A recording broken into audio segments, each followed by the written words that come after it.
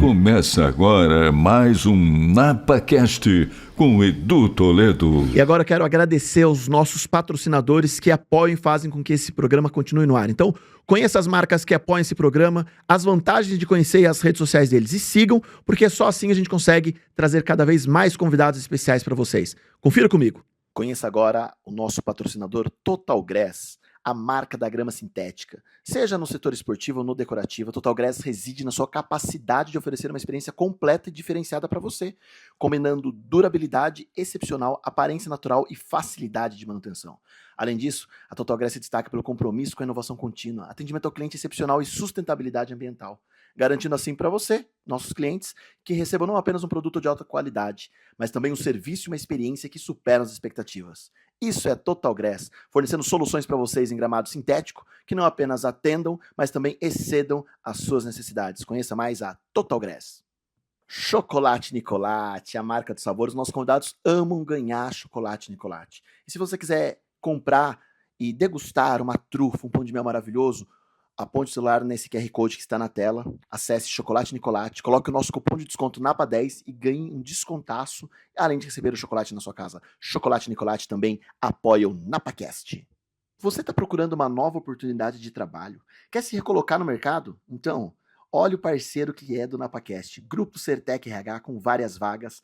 Esse grupo que atua há mais de 33 anos no mercado, atuando com recrutamento de seleção, mão de obra temporária e terceirizada, tá cheio de vagas, então confira lá no site do Grupo Sertec RH as vagas disponíveis e quem sabe você não se recoloca no mercado ou busca uma nova oportunidade. Grupo Sertec RH também apoia o NapaCast. A Max Tacos é a empresa referência em jogos de salão no Brasil.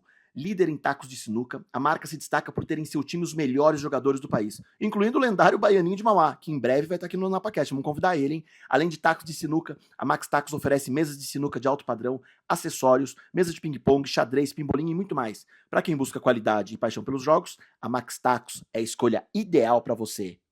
Ah, eu preciso falar da agência Seeking. É uma agência de marketing 360 graus estratégico, dedicada a transformar os objetivos de seus clientes em resultados concretos. Com uma especialização ampla que inclui marketplace e estratégia de vendas, a empresa conecta marcas ao sucesso de forma inteligente e eficaz. Então, se você busca crescimento sustentável e uma presença marcante no mercado, a agência Seeking é a parceira ideal para levar sua marca ao próximo nível. Vem com a Seeking. É isso aí, se sua marca quiser fazer parte do NapaCast, mande um direct, procure a nossa assessoria que com certeza você terá muito sucesso aqui com a gente. E bora de convidado que começa agora mais um NapaCast. Agora o papo começa com esse cara que eu sou fanzaço mesmo, e eu vou ter um pedido especial pra ele no final, vamos ver se vai acontecer isso ou não. Então, Kleber Machado tá aqui comigo, obrigado, Kleber, valeu, cara, que prazer ter você aqui. Um abraço pra todo mundo que tá vendo, tá ouvindo. Que honra, cara. Prazer é meu, que honra. Obrigado pelo convite. Porque eu me recordo muito acho que a construção da história de qualquer ser humano, quando tá pautada pelo esporte, é através de uma contação de história. E você contou tantas histórias nesse meio, tanto. Então ontem eu falei, meu filho tem 6 anos, e meu filho é um apaixonado por futebol. Eu falei, filho, amanhã eu vou entrevistar o Kleber Machado. Ele falou, quem é, papai? E aí eu abri e falou, pai, ele já narrou o gol do fulano, do ciclano. Eu falei, é esse, cara. Então, isso é muito mágico. Eu acho que talvez a gente não tenha noção do quanto você construiu de história, né, você sabe que eu nunca tive muito noção disso, sabe? Porque acaba virando uma coisa meio cotidiana, meio rotineira de você fazer. Mas aí quando você começa... Porque na minha cabeça, o que marca para quem vê é sempre o jogo. Marca positivamente quando o time ganha, marca com tristeza quando o time perde. Eu nunca me incluí nesse ingrediente, sabe? Eu achei que eu nunca fosse... que o narrador de futebol nunca fosse um ingrediente desse bolo aí que o cara constrói. Mas assim, primeiro que é muito tempo fazendo. O futebol é um evento que consegue reunir praticamente tudo que você pode imaginar. Todas as idades, todas as classes, todos os sexos, todas as escolaridades. O futebol tem essa capacidade, porque o futebol ele não tem, né? por mais que ele tenha os preconceitos dele e tal, quem assiste, quem consome futebol é um espectro muito grande. E aí, com o tempo, eu fui vendo mais ou menos esse tipo de papo assim, pô, tal jogo, pô, aquele dia, pô, aquela narração e tal. Aí você começa a sacar uma coisa meio óbvia, né? Quando você está fazendo um jogo, você tem lá um estádio lotado, um grande jogo, e vamos imaginar que tenha 100 mil pessoas no estádio, vai. São poucos os estádios hoje que cabem 100 mil pessoas. Mas vamos lá, imaginar que o estádio está lotado, 50, 100 mil pessoas. Aquelas 50, 100 mil pessoas, hoje, já podem acompanhar o jogo no estádio e ver o jogo no aparelho de telefone. Mas, além daqueles 100 mil, quantos milhões estão vendo o jogo? E aí você passa a fazer parte. A transmissão, e o você não sou eu. Eu acho que transformar em pessoa física, eu acho meio pretensioso demais. Agora, quem está fazendo, ele acaba marcando de uma maneira ou de outra, né? Isso eu acho muito legal, porque você tem esse tipo de construção de história. Né? E gerações, né? É muito legal. Então eu conheço um monte de cara, eu venho conversar com um monte de cara que fala assim, puxa, eu cresci ouvindo futebol. E isso sim, algumas pessoas, pô, o cara tá chamando de velho. Não, ele não tá chamando de velho. Você fica 40 anos fazendo o negócio, então um cara que tem 60 viu. O cara que tem 80 viu. O cara que tem 50 viu.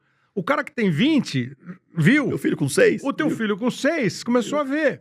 Então você chega aqui, aí o rapaz que tá aqui, que deve ter 20 anos, ele sabe quem é, porque o futebol faz isso. E a gente é privilegiado de ter participado desse mundo aí de uma maneira ou de outra. E nessa trajetória, Kleber, muda o estilo de narrar do que era antigamente para os tempos atuais? Antes o narrador falava mais, era muito ponto a ponto. Hoje existe um espaço, existem algumas lacunas ali para comentário. Enfim, não muda sei. um pouco? Né? Acho que talvez se eu tivesse que cravar uma, eu diria que é o contrário. É o contrário. Eu acho que as coisas vão... Acho que, na essência, não muda muito. Não mudou muito. Eu falo sempre, quando esse assunto vem, eu fazia um podcast lá no site do GE, e uma vez eu fiz um com o Luiz Roberto e com o Galvão, né? E a pergunta para encerrar o episódio foi exatamente essa. Vocês acham que mudou a narração de televisão? Os dois, naquele momento, isso faz já alguns anos, me disseram que não. E eu tendo a achar que, essencialmente, não tem uma mudança. Porque quando você fala de estilo, o estilo pode ser entendido de duas maneiras. O estilo pessoal, o estilo do profissional, e o estilo de transmissão. O jeito de transmitir. Houve um tempo em que a transmissão era muito mais formal. E aí talvez tivesse mais espaço, mais sobe som de nada, de torcida, de tal. E eu ainda acho que é um jeito mais interessante de fazer. É menos enlouquecedor. Porque é difícil porque a televisão, ela tem, assim, uma pergunta muito recorrente o que é mais difícil, fazer jogo no rádio ou na televisão? Não sei se tem resposta, né? Acho que fisicamente, narrar um jogo no rádio deve ser mais desgastante. Mas isso vai muito de pessoa para pessoa. O estudo é igual, né? O narrador tem que estudar igual. Eu digo assim mesmo no jeito de transmitir, né? Eu tenho dúvida. Eu acho que vai muito de pessoa para pessoa. Eu tenho amigos que narram jogo na televisão e dizem que saem esgotados. Eu acho que depende do jogo, depende de tudo que acontece. Não. Mas o rádio, você trabalha com um sentido, né? Vamos pensar no rádio essência, né? Hoje o cara assiste jogo e ouve rádio, se ele quiser. Sempre pôde. Mas, assim, o rádio trabalha com um sentido. Então, você tem um ritmo diferente, uma velocidade diferente, uma exigência de descrever o lance diferente. E aí, com a velocidade, com o ritmo, talvez o cara fique mais cansado, se desgaste mais. Mas, ao mesmo tempo, na televisão, você lida com dois sentidos. Você lida com a visão e com a audição. E eu acho que aí é que está o grande enigma da parada, né? Porque se você fica falando o tempo todo, você pode incomodar. Se você der grandes espaços, você pode ser ausência, né? Se você for só óbvio e falar só o nome de quem está com a bola, Eu acho muito óbvio mesmo. Se você sair do jogo e começar... E eu tô dizendo que todos nós fazemos isso, tá? Você começar a viajar e contar história que não tem nada a ver com aquele jogo, você pode simplesmente alijar o fulano que tá vendo o jogo, a pessoa que tá vendo o jogo. Ele Quer ver o jogo, não ouvir história. Então, eu acho que tem hora pra uma coisa e tem hora pra outra. Saber dosar. Mas acho que hoje, sim, você tem uma informalidade óbvia, necessária, por conta de todas as mudanças de rede social, de interação imediata. Você tem uma informalidade maior. Agora, assim, o jeito de transmitir, eu acho que a ideia da transmissão, o que é para mim a ideia de uma transmissão? O que é mais importante? É o jogo. O que é fundamental? Você descrever o jogo. Você identificar os caras. O que é o a mais?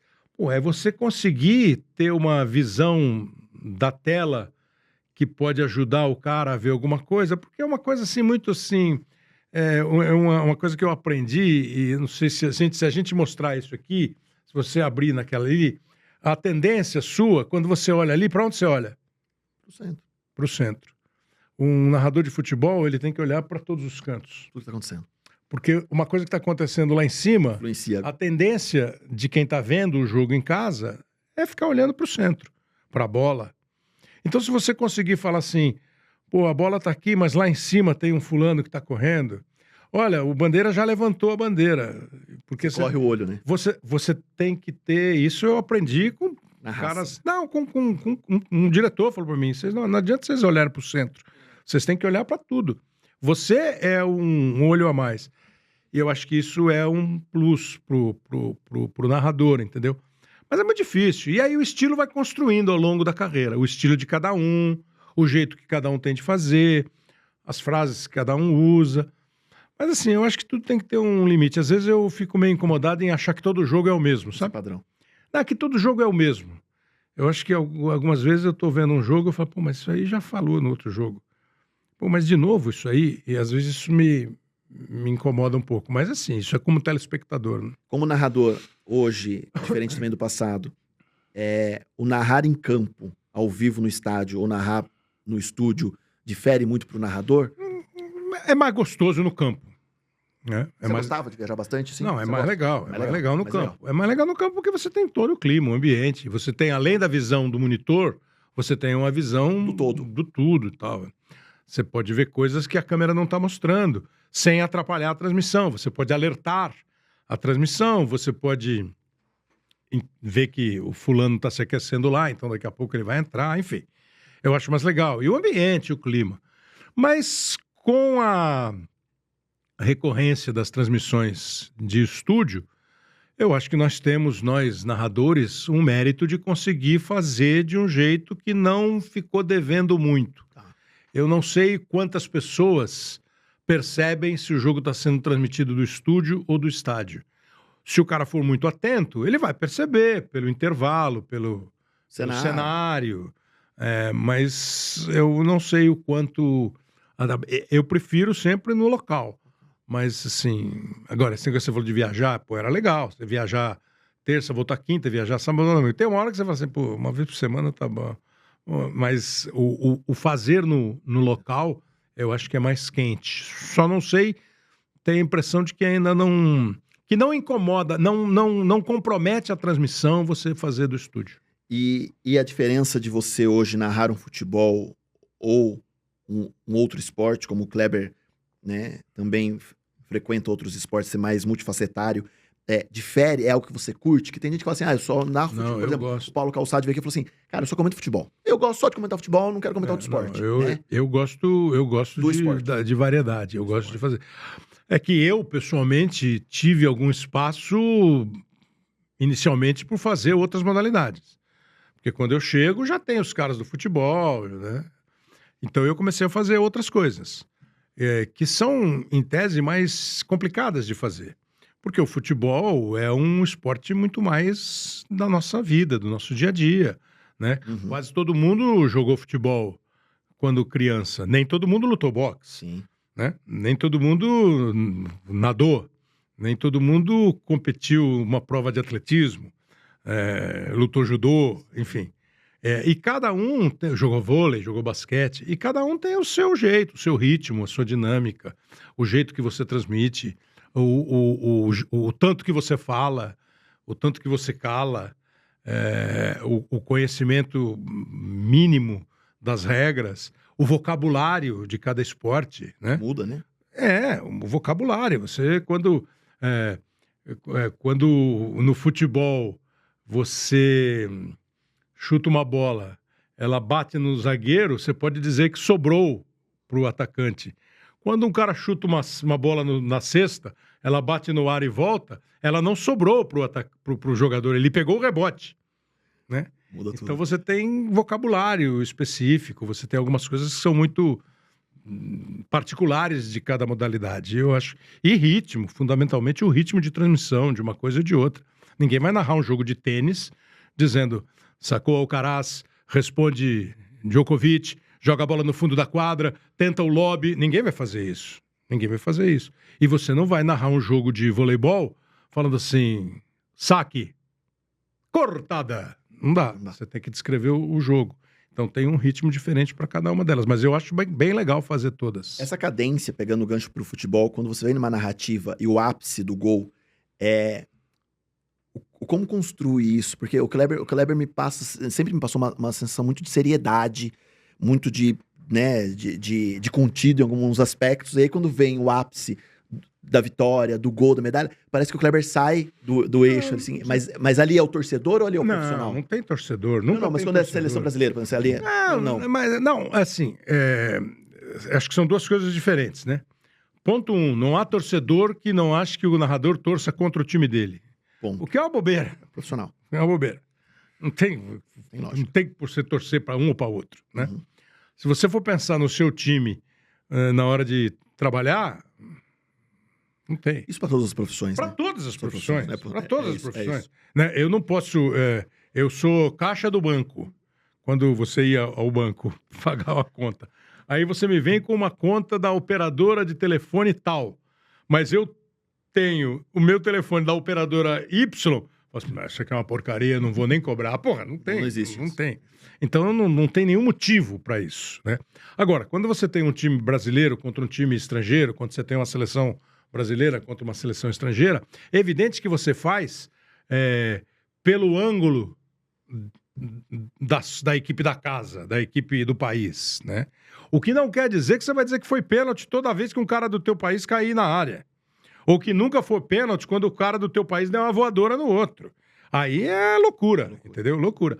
Agora, esse negócio do jeito de fazer, porque assim, se eu começar uma transmissão, um lance, você falou de contido, acho que na questão não é contido.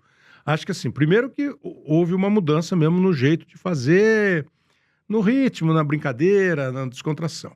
Agora, se eu chegar para você e falar assim, tiro de meta para a seleção brasileira. O goleiro repõe a bola para o lateral direito que devolve para o zagueiro. O lançamento... Quando for gol, eu vou fazer o quê? Acabou. Agora, tiro de meta para a seleção brasileira. Ele sai jogando com o lateral. O lateral toca para o meia. O meia empurra na ponta. O ponta dá um drible, faz o cruzamento para a área. Você vai crescendo junto com o lance. Sensacional. Porque um arremesso lateral no campo de defesa, recuado para o goleiro, não merece uma vibração. E de onde vem essa escola, Kleber? Eu acho que tem muito, sim. Você aprende com as pessoas, você aprende com seus diretores, com seus colegas, e você aprende com o tempo, né? E eu tô dizendo, não tô dizendo que é lei, porque eu acho que muita gente faz diferente disso. Sim. Que aí vai de gosto. Mas em que momento você fala assim, eu quero ser narrador? Eu não sei se eu falei. Foi acontecendo? Eu acho que foi meio acontecendo. Eu sempre achei a função muito interessante. Talvez se eu pudesse escolher alguma coisa profissionalmente, quando eu comecei a carreira, eu poderia até escolher isso. Não achei que isso ia ser a minha carreira, mas as coisas foram acontecendo. Acontece um dia de você fazer um negocinho aqui na TV Gazeta, depois acontece de você fazer um VT narrando na TV Globo, aí acontece do cara te botar pra fazer um jogo, aí você faz outro, e vira narrador. Mas aproveitar a oportunidade também, né? Senão... É assim, e acho que além de aproveitar a oportunidade, alguém lá também olhou e falou assim, pô, tem jeito, vou botar mais uma, e virou. Aí se é bom, se é ruim, vai do gosto de cada um, né? Mas acho assim, o tempo de carreira, o tempo de atividade, acho que sugere que você fez mais coisas direito do que torto, né? Mas é isso. E esse negócio do ritmo, que às vezes, assim, por exemplo, porque você falou na hora do gol, como vai crescendo e tal. O começo e o fim da jogada, eu acho que essas etapas, elas é que deveriam determinar o jeito de você fazer. Porque não adianta nada eu chegar para você, eu estar narrando um jogo e falar assim, pô, cruzamento para a área, o cara bateu pro gol e a bola foi para fora! Pô, já foi para fora. Já foi para fora. Quer dizer, para mim é diferente. Fulano de tal jogou a bola na área e a bola foi para fora. Né? O para fora é quase uma frustração. Uhum. Agora, sim, tem a bola que bate na trave, tem a bola que passa raspando. Passa raspando! É uma coisa, entendeu? Então, assim, você vibrar no impedimento é tudo. Mas, assim, é tudo mesmo de... Aí eu acho que é uma questão mesmo de estilo de profissional, de estilo de... Essa construção de carreira, Kleber, na fase narrador, mais atrás das câmeras e às vezes aparecendo o rosto ou não, enfim, tal, e hoje, né, lá no Arena, enfim, apresentando e tal, o Kleber sempre se sentiu confortável, assim, pro vídeo, ou isso hoje é diferente também na condução? Putz, eu nunca fui cara de ficar muito nervoso antes. Vai começar, tô nervoso. Nunca fui. Agora, você vai ganhando um certo traquejo, uma certa intimidade com a câmera, né? Por exemplo, eu sempre aprendi que eu falo pra você, eu não falo pra vocês, né? Não sei se isso ainda hoje é... Eu sempre procuro falar, pô, você tá vendo aqui? Eu não vou falar, vocês que estão vendo... Eu acho que é muito impessoal. O você, eu acho que você diz mais pro cara que tá assistindo, entendeu? O cara talvez se sinta mais... Agora, eu, por exemplo, antes de narrar, eu fui apresentador. E eu acho bacana pra caramba apresentar. Eu acho super legal apresentar, entendeu? Como tá essa fase lá no Arena? Tá bom. Então, porque assim, tá legal. Tá bom, o pessoal é legal, o ambiente é bom. É um outro mundo, assim, em vários aspectos, mas assim, as transmissões são legais, são iguais, os programas são... eu nunca tinha feito um programa nesse estilo em TV aberta, que é diferente. Um programa como o Arena, SBT, é diferente de um programa como o Globo Esporte, né? Que também sofreu mudanças ao longo desses 40 anos que tem Globo Esporte. O jeito de comunicar, o jeito de fazer a reportagem. O programa lá é um programa de debate, um programa de futebol que entra no ar 24 horas depois do jogo, dos jogos, que tem um tipo de público diferente, que tem, né, um perfil de público diferente. É uma coisa, por exemplo, eu fiz um Arena lá no Sport TV. O Arena no Sport TV era para um público especificamente ligado em esporte, em futebol. Então você pode discutir algumas coisas mais profundas ou mais aleatórias ou mais conceituais. Às vezes o público da TV aberta tem menos paciência com esse tipo de discussão. Então você tem que tomar um cuidado com isso. Mas assim, eu sempre achei legal apresentar, eu acho bem bacana. Assim. E a coisa do futebol, da imagem, o que eu me lembro é que foi meio sem querer. Aconteceu isso meio sem querer, né? Era um jogo... Não lembro onde era o jogo, e o Galvão estava narrando o jogo, e tava uma chuva no Rio gigantesca, assim. E os caras, o Vanucci não conseguiu chegar na televisão, o Léo Batista não conseguiu chegar na televisão, e o que eu me lembro foi isso. E a solução encontrada foi levar uma câmera pra cabine, o Galvão virou e ficou de costas pro campo, e ele fez o intervalo, porque a gente não fazia intervalo. Eu, por exemplo, quando eu comecei, eu fazia o intervalo do jogo no estúdio. O Oliveira Andrade narrava o jogo no estádio e não aparecia. Aí ele passava para mim. O intervalo de jogo em Rio Preto, América 0, Palmeiras 0. Estou aqui com o Juca Kfouri, que comentava o jogo no estúdio. Juca, vamos então aos melhores momentos. Entramos nos melhores momentos. O jogo foi bom, não é, Juca? Daqui a pouco o Oliveira Andrade volta com o segundo tempo. Então o narrador não aparecia. E eu me lembro que nesse dia aconteceu. E acho que o pessoal gostou. E realmente dá um clima diferente. Fica mais quente, fica mais, né? no ambiente, você não sai para um estúdio e tal. E gozado que hoje ainda tem quem vá para o estúdio e tal, porque... E o outro lado, né, que às vezes quem tá vendo não saca. Não é simples assim, né?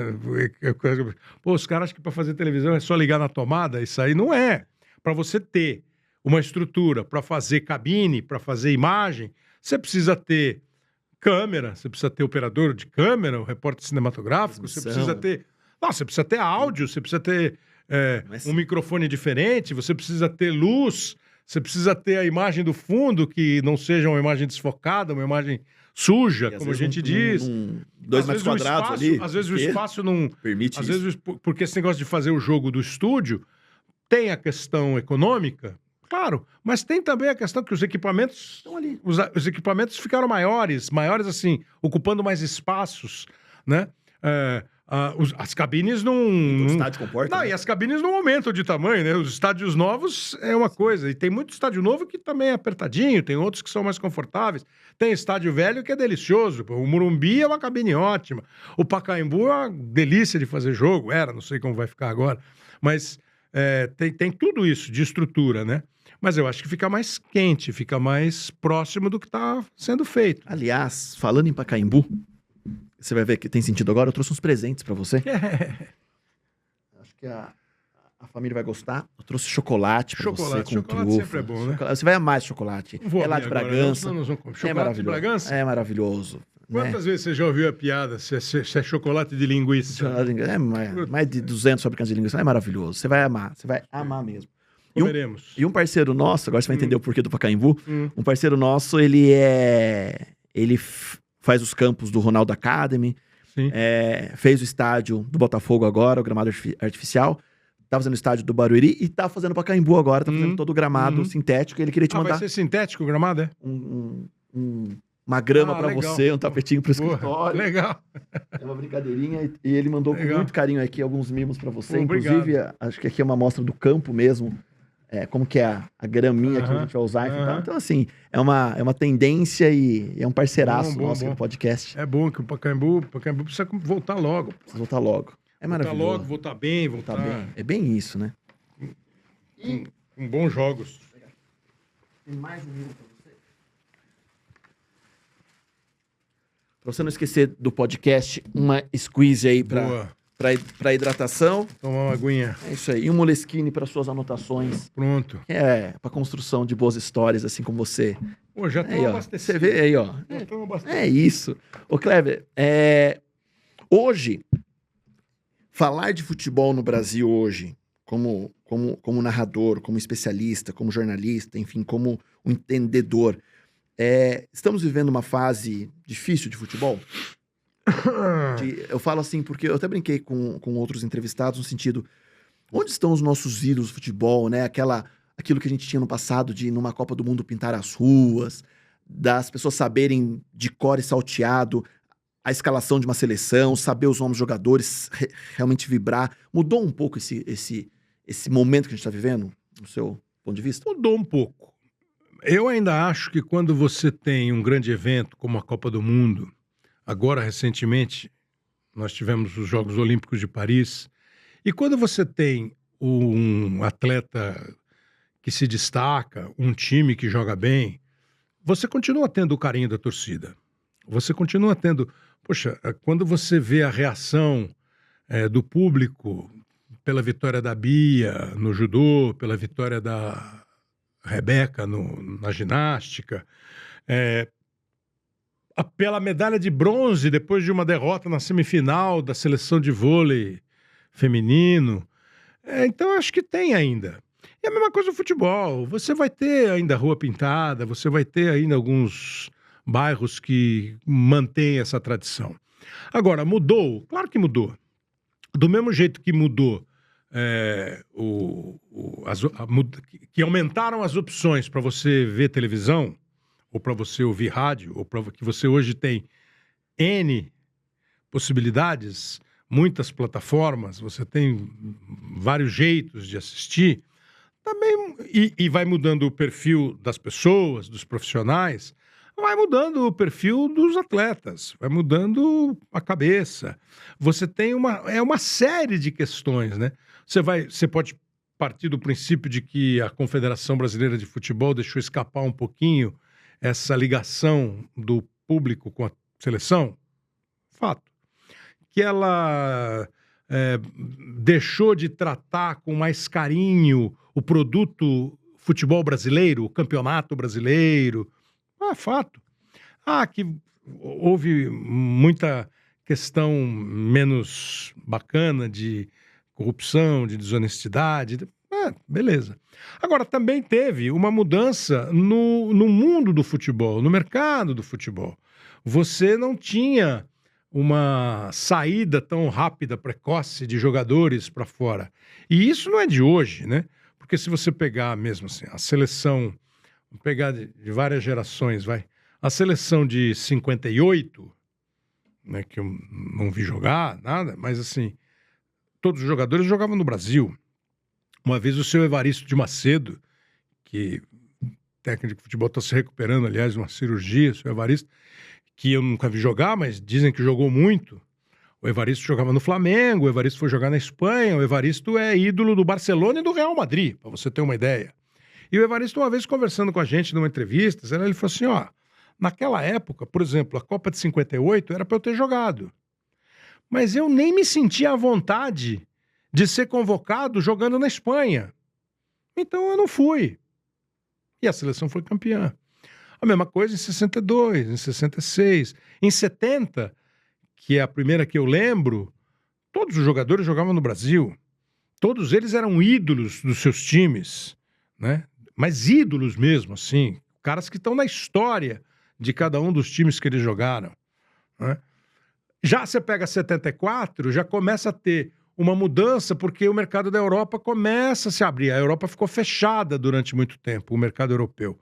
Não podia ter estrangeiro jogando nos campeonatos da Europa. Em determinado momento começa a abrir.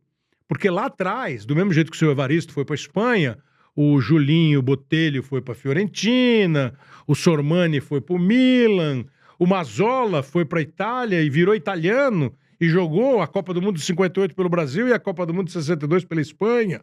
Podia o cara jogar por duas seleções, hoje não pode mais, já há muito tempo. Então, os caras iam também, mas iam menos e eram jogadores que já iam consagrados, né? O Mazzola vai campeão do mundo. O Dino Sani vai jogar fora e foi campeão do mundo. Tal. Aí, quando o mercado europeu se reabre, né, você tinha a chance de levar um cara estrangeiro. Depois, 2 caras estrangeiros. Depois, 3 caras estrangeiros. E depois você começou a aumentar o número. Aí veio o mercado como europeu, veio a lei Bosman lá, um jogador que resolveu dizer assim, não, eu não quero mais jogar nesse time aqui, eu quero jogar lá. E ganhou na justiça, e isso mudou a história do futebol. Mudou a história do futebol. O cara passou a ter... Aí quando vem a União Europeia, tem conversa. O cara que é espanhol, ele pode trabalhar na Itália. O cara que é italiano pode trabalhar na França. O cara que é francês pode trabalhar na Alemanha. E ele é cidadão europeu. Então hoje você tem os principais times da Europa com 1, 2 jogadores do país, né? Os outros são todos estrangeiros. E aqui, quando começou a reabrir o mercado, eu acho que os clubes europeus, com mais dinheiro, com uma óbvia vantagem no câmbio, né? Eles começaram a levar os principais jogadores, os jogadores que iam realmente, e não só os brasileiros. Você pegar assim, o Milan, quando reabriu o mercado e pôde levar 3, o Milan foi lá e pegou 3 holandeses. Pegou o Rijkaard, pegou o Gullit, pegou o Van Basten. A Inter de Milão foi lá e pegou 3 alemães. Pegou o Klinsmann, pegou o Breme, pegou o Matheus. Então você formava uma base. A Roma veio aqui e pegou o Falcão, que era um jogador que era o que a Roma precisava naquele instante. Foi campeã italiana depois de 40 anos. Hoje, eu acho que, nós começamos a ver o campeonato europeu como a gente não via. Se você pegar nos anos 90, você já deve lembrar, dos anos 90, você viu o campeonato italiano na TV Bandeirantes. E pronto. Depois você passou a ter a TV a cabo. Depois você passou a ter os campeonatos europeus. Hoje você vê o espanhol, você vê o inglês na ESPN, você vê o alemão, um monte Mudou de plataforma. a forma de assistir. E você passou a ter. Então o garoto começou a ficar mais afeiçoado ao time. Então o moleque hoje tem a camisa do time dele, mas tem a camisa do time europeu. Você passou a ter torcidas brasileiras do Manchester United, entendeu? E o jogador brasileiro, o garoto brasileiro, passou também aí. Com a abertura do mercado, como você podia ter lá num time inglês 10 europeus, você podia ter 4 brasileiros, 3 brasileiros. Aí você, argentinos, uruguaios, africanos, né? Tudo. E você foi aumentando. E o jogador brasileiro, o jovem jogador brasileiro, o jogador brasileiro de meia idade para o futebol, ele passou a ver que aquilo era um objetivo. Pô, eu quero jogar a Liga dos Campeões, eu vou ganhar em euro, eu vou melhorar minha... O outro fala assim, puta, culturalmente eu vou aprender um pouco mais.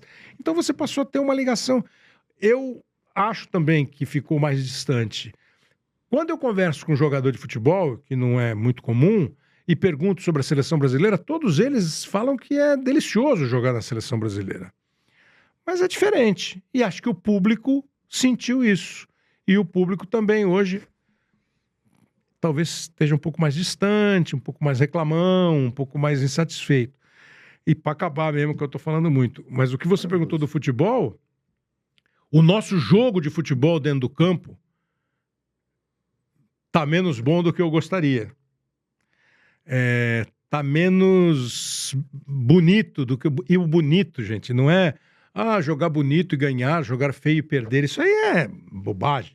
Não tem jogar bonito e ganhar, jogar feio e perder. Tem jogar bem e jogar mal. Você pode jogar bem e perder, você pode jogar bem e ser campeão, você pode jogar mal e ganhar.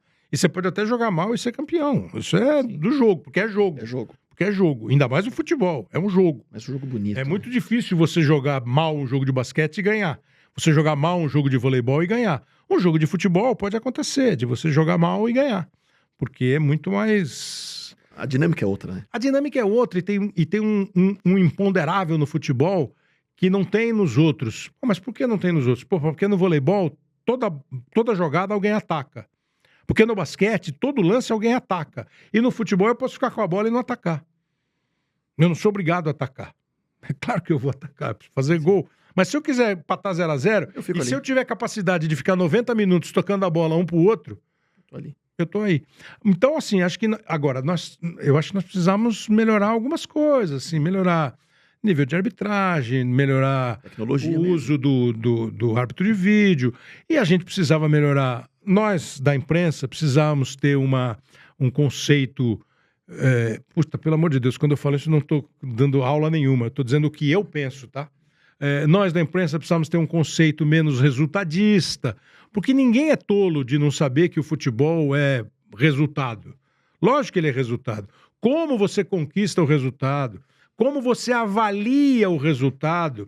Eu acho que essa seria uma função que a imprensa poderia executar com um pouco mais de gosto. Porque, assim, às vezes o time fez um belo campeonato e tal, mas perdeu. Perdeu e não ganhou o campeonato. Mas aquilo quer dizer que você pega tudo e joga fora? Nunca. Né? Você faz palestras para empresas e tal. Você nunca fez uma palestra para uma empresa que naquele ano teve um déficit, que naquele ano não atingiu a meta. E aí o cara pega e manda todo mundo embora? Não, o cara vai lá e cobra. O cara reflete. Por que não deu certo? Vamos pensar. O que aconteceu? O que nós precisamos melhorar? Onde a gente jogou mal, onde a gente jogou bem, onde a gente vendeu mal, onde a gente comprou bem, né? E o futebol, acho que é a mesma coisa. Agora, e aí dentro do campo, a gente tá muito chato, né? Quer dizer, um arremesso lateral é motivo para debate, para empurrão. Nós estamos muito valentes para botar o dedo no nariz um do outro, dar cabeçada, fingir que se machucou. Chato isso. O goleiro defende uma bola, dói o ombro. de 2 em 2 minutos o jogo para.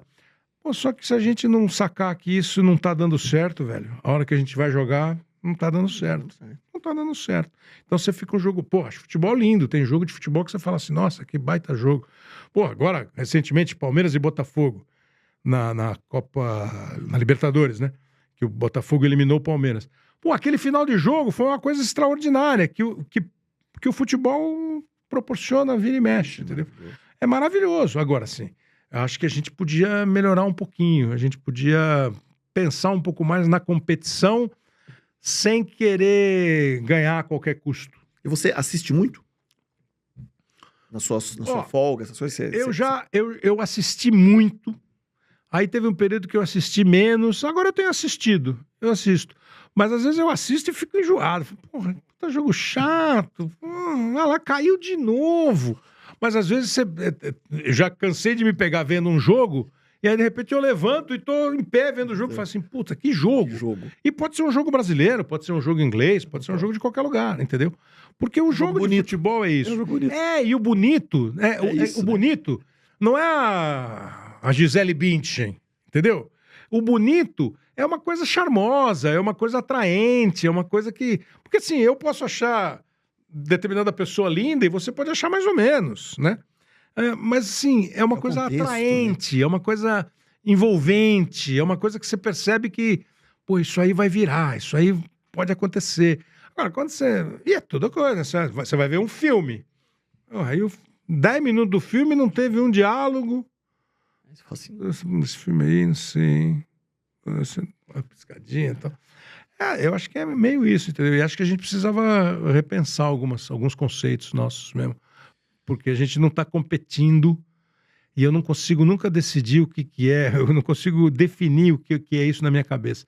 Eu acho que nós não estamos competindo como o futebol de hoje exige. Por isso que a gente está com dificuldade de ganhar qualquer campeonato. Tudo. Ô Kleber, mudando só um pouquinho de assunto pra gente até já caminhar pro final, porque estamos indo para 40 minutinhos aí, voou o tempo aqui. Falei muito, né? Falou nada, tá sendo mal. Eu fico aqui de fã só ouvindo, enfim.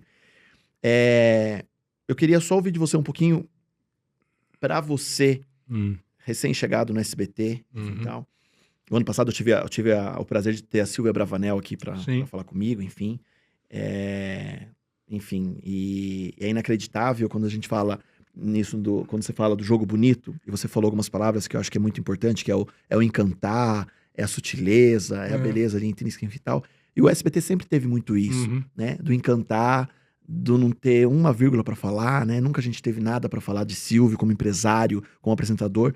E nesse momento de luto do SBT, enfim tal, como foi pro Kleber essa chegada no SBT, num cara que eu acho que não existe outro comunicador como ele, tem vários com seus méritos. Como foi isso pra você, de estar muito perto dele, e como tá esse clima agora sem o Silvio? Pois eu falei algumas vezes assim, depois que eu fui pra lá, fazendo um ano, acho que talvez 60% das perguntas que me fazem sobre o SBT, pô, você conhece o Silvio Santos? Você viu o Silvio Santos? Eu digo, pô, não vi, cara, não vi o Silvio Santos. Quando eu fui, ele já não estava mais frequentando a televisão. Então, assim, claro que você percebe todo o... Não gosto muito de falar de todo o DNA, mas é meio isso mesmo, a característica da televisão. E a televisão, eu acho que ela foi... Acho não, ela foi criada, estruturada, ela cresceu e ela virou uma TV adulta de 40 e... acho que fez 43 anos agora, ela tem a imagem e semelhança do criador, que é o Silvio Santos, que tem um estilo de fazer programa, de pensar televisão e de executar televisão, né? Então isso eu sempre percebi lá. Ouvi muito falar, assim, nesse período, depois da passagem dele, sobre o jeito como ele lidava com as pessoas, como ele orientava, cobrava, dava bronca, acariciava, enfim. E acho que isso tem muito lá, sabe? Você vê muita gente que tem bastante tempo de casa, que tem uma ligação mesmo, que virou uma família, uma segunda casa. Mas assim, eu estava chegando, não tinha essa noção e, como eu te disse, nunca vi. Adoraria ter visto, ouvido, falado, conversado, me dado uma orientação sobre o programa, sobre o jeito de transmitir, o que gosta, o que não gosta. Não tive essa oportunidade. Mas quando ele morreu, e eu comecei a ver, ouvir... Primeiro assim, a gente, todos nós, que é meio como futebol, né? Um cara que ficou 60 anos no ar, todos nós vimos. Em algum momento da vida alguém viu. Todos nós vimos, né? Ele parou de fazer o programa faz o quê? 4 anos? 5 anos, vai? Tenha sido, não sei. Mas o seu filho de 6 talvez não lembra, mas o menino de 10 alguma vez viu. O menino de 15, 20, 30, o rapaz de 40, o jovem senhor de 50 e os caras de 60, 70, 80, todo mundo viu, né? E assim, enquanto apresentador, eu acho que é unânime. O bom. Como você falou, tem um monte de cara bom, tem um monte de cara que criou um estilo, mas assim, a origem, né, o Big Bang é ele. De apresentar programa. Né? Alguém pode falar, mas o Chacrinha, tudo bem, vai ser uma questão de gosto. O Flávio Cavalcante, o Fausto, tudo bem, todo mundo. Mas acho que tudo nasce a partir daquela explosão do universo, né? Aquela explosão que criou o universo dos apresentadores de televisão. Um cara que conseguiu fazer durante décadas um programa de 8, 10 horas, sendo vários programas dentro de um programa e conseguindo fazer cada programa sempre sendo o Silvio Santos, mas sabendo o jeito de conduzir cada programa. O empresário, as vitórias e derrotas como empresário, o sucesso e o período menos vitorioso do SBT. Eu acho que tudo faz parte. Sabe a boa história assim? O Edson morreu, o Pelé é o Pelé. Pelé é o Pelé. O Edson errou, o Edson fez, o Edson aconteceu. O Pelé é o Pelé. O Pelé perdeu o gol, perdeu o pênalti, mas é o Pelé. O Cenoura Bravanel, que eu não conheço, não conheci, deve ter feito coisas lindas, coisas maravilhosas, coisas mais ou menos boas. Imagino que sim. Como eu, você, como qualquer ser humano. Todo mundo. O Silvio Santos é o Silvio Santos. O Silvio Santos, como dono de televisão, mudava a programação toda hora. Você pode fazer um debate aqui sobre televisão e pode-se chegar à conclusão que isso atrapalhou. Em que em outros momentos isso foi fundamental. Que o dia que falou, espera acabar a novela que você vai ver o filme tal, o filme arrebentou de audiência. Agora, as coisas mudam. As coisas se alteram. E aí você precisa ir entrando no ritmo. Sim. Entrando no ritmo. Agora, assim, mas em conclusão, depois que ele morreu, que eu vi tudo... Porque pensa, Edu, nós ficamos lá naquele sábado, todas as emissoras de televisão dedicando um espaço consistente. A Globo ficou 8 horas, sei lá, falando do Silvio Santos. A Record ficou falando do Silvio Santos. A Rede TV ficou falando do Silvio Santos, a Cultura, a Bandeirantes, a Gazeta, e aí entrou o SBT e ficou um fim de semana inteiro. Mas o SBT, me parece, e isso juro, não tem informação nenhuma, é só sensação, que em determinado momento deu a virada. Falou assim, obedeceu o gosto do Silvio Santos. Eu quero que seja assim. E foi assim. Ele foi homenageado, celebrado, respeitado, e aí a televisão entrou no ritmo. Domingo, a Patrícia estava fazendo o programa Silvio Santos, uma semana, 8 dias depois, estava fazendo o programa Silvio Santos, homenageando o Silvio Santos, mas com alegria, com sorriso, com brincadeira, com lembrança, entendeu? E acho que isso eu acho que isso é muito assim, o espírito que talvez, que eu não vi, mas eu fiquei pensando, sabe que ficou parecendo que eu trabalho aqui há mais tempo e que eu gostaria de ter encontrado, sabe? Eu acho que acho que tem algumas pessoas que nascem para fazer história. Em vários ramos. Sim. Esse é do time que nasceu para fazer história e fez história. Sensacional. Kleber, qual a maior felicidade enquanto narrador, enquanto profissional hoje? Fala assim, cara, eu sou feliz por isso. Eu sou feliz porque eu acho que a vida é feita para ser feliz, entendeu? Eu acho que domingo é dia de alegria, mas segunda, terça, quarta, quinta, sexta, sábado também. O que não significa... Pô, tem uma música que é muito legal, é a música... Acho que a música é do Frejá, né? Rir é bom, mas rir de tudo é desespero. Né? É isso. Né? Rir é ótimo, é a melhor coisa que tem do mundo, é rir, brincar. Agora, tem um dia que você tá mal-humorado, tem um dia que você tá grosso, tem um dia que você é mal educado. Agora, o que me faz feliz, se você perguntou como narrador e como pessoa, como narrador, eu acho que é ter tido a oportunidade, e continuar tendo a oportunidade de fazer bons jogos, trabalhar em boas empresas. Eu ouvi de vez em quando alguém falar assim pra mim, puxa, nunca esqueci aquela narração. Eu acho que isso é legal pra caramba. E como pessoa, é ter na minha cabeça, na minha convicção, assim, você nunca sacaneei ninguém, não precisei dar rasteira em ninguém pra fazer o meu. Durma em paz. Eu não tenho dúvida, entendeu? E acho que assim, e você ter... A gente é meio privilegiado, né, de fazer uma coisa que é muito gostoso de fazer, que você gosta de fazer, que é uma rotina que não é rotina, você sabe que tem, mas você não sabe como vai ser. Eu acho que assim, acho que ser feliz assim é muito de estado de espírito mesmo, respeitando sempre quem não está feliz porque alguma coisa está atrapalhando. E isso é fato, né? Mas eu gosto da minha vida pra caramba. Isso é bom. Negocio mais uns 35 anos. Tamo aí. Não paro. Aliás, gente, sigam lá o Oficial Kleber Machado no Instagram também e vamos somar sempre. No início do podcast, Kleber, eu falei que ia fazer um pedido até o final do programa. Vamos ver. Mas é um pedido muito, muito singular. E meu público sabe que eu sou um apaixonado pelo meu filho. E eu queria muito ter um registro do Kleber fazendo uma narração com meu filho como jogador. Com meu filho marcando um gol. Não importa, não precisa ter um time específico, mas o meu filho, o Miguelzinho, Miguel Toledo, marcando um gol, pra eu registrar isso pra memória dele. Miguel. Com uma brincadeira, enfim, tal, só pra...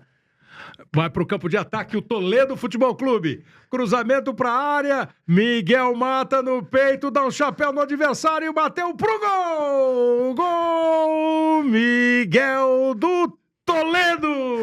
Sensacional. Kleber, que generosidade, que humildade, que prazer te conhecer. Obrigado de coração mesmo. Sucesso e obrigado por construir tantas histórias nas nossas memórias. Que assim porque seja. Eu acho que é isso que a gente leva daqui, nesse mundo de tanta coisa difícil. E a gente fala assim, a construção das memórias afetivas que a gente tem no esporte é algo surreal e a sua voz nos embalou durante... Obrigado. Nos embala ainda, contando grandes histórias. Obrigado, de coração. É muito bom. E assim, é legal assim, a gente saber, porque hoje em dia você tem uma impaciência, às vezes uma agressividade desnecessária, né? Não é raro que você, como eu te disse, você faz um jogo e aí o cara de tal time acha que você torceu pro adversário e ele não é capaz de simplesmente questionar, ele quer agredir. Eu de vez em quando eu respondo, de vez em quando eu nem respondo, entendeu? Mas assim, é desnecessário. Pode crer que o cara fica... É pior para quem fica tão raivoso do que... Pra quem recebe. Eu acho assim. Mas assim, eu acho que é legal fazer parte. Como eu te falei, com tanto tempo, com tantas coisas feitas assim, e espero fazer muito mais, não tem muito do que reclamar. Unanimidade não existe, né? Acertar toda hora, não acerta. Fazer um jogo mal feito, fiz vários. Fazer alguns bem feitos, também fiz. E assim, cada um tem o seu gosto, mas eu acho que tá muito mais... Como é outra música do Lulu Santos, né? Muito mais... Eu me viro bem melhor quando tá mais pra bom que pra ruim. É isso. E acho que tá muito mais pra bom do que pra ruim. E que assim continue, que assim perpetue. Se Deus quiser. Brigadão. Obrigado a você. Valeu. Obrigado. Galera, espero que vocês tenham curtido muito esse papo de hoje. 1 horinha aí de bate-papo com o Kleber. E não percam o próximo episódio, que promete também muita coisa boa, muita curiosidade, e você vai se divertir demais. Então não perca NapaCast, e obrigado demais aos nossos apoiadores, patrocinadores que mantêm esse programa em pé, que a gente depende disso para que a gente consiga entregar melhores resultados para vocês. Então, obrigado, compartilhe, aplaudam quando puder, critiquem quando quiser, mas acima de tudo, nos ouçam, né? Eu acho que talvez esse podcast, não sei se você está ouvindo em 2024 ou 2050, a gente tem a opção de escolher, mas com certeza se torna atual no momento que você está ouvindo. E valeu, até a próxima.